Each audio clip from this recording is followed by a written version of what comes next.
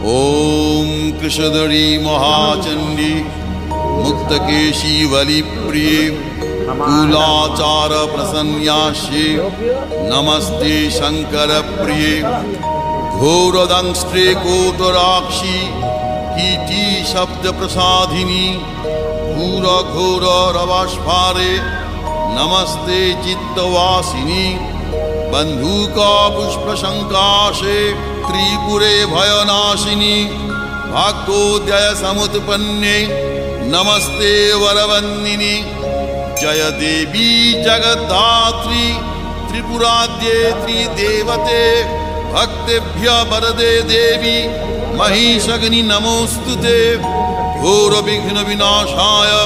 कुलाचार समृद्धये Namami Varde Devi मुंडमाला विभूषणे Raktdhara